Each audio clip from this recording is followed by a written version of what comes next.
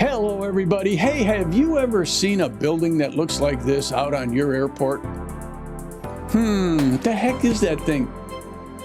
A hot dog stand. No, it's not a hot dog stand. I know, it's got to be a carnival ride of some sort.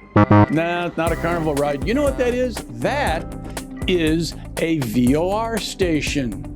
That's right, everybody. This is the instrument rating course at the Epic Flight Academy. Thanks for being here and watching these videos. I'm your host, Mike Thompson. Remember, to be successful, there are 3 parts.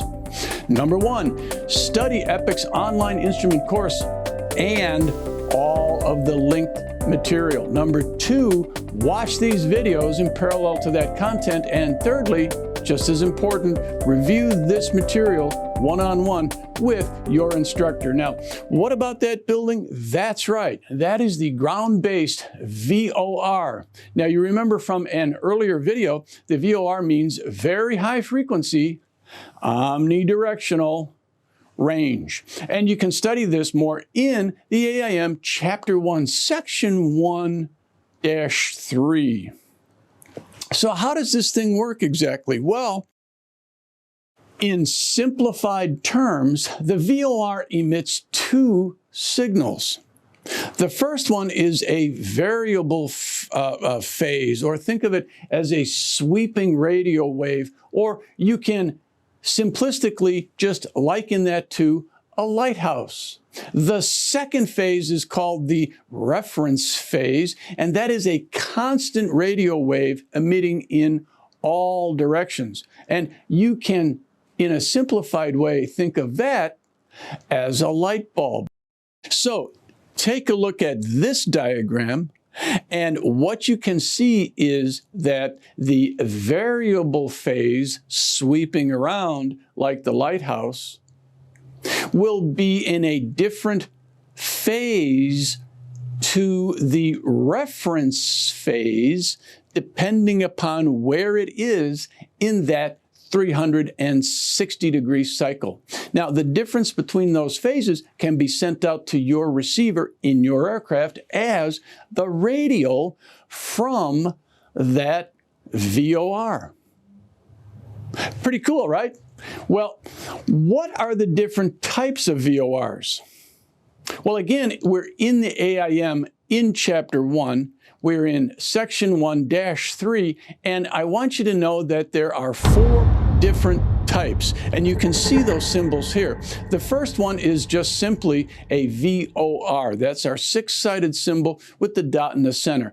Notice the second one, it's that very same symbol, but it has a square box around it.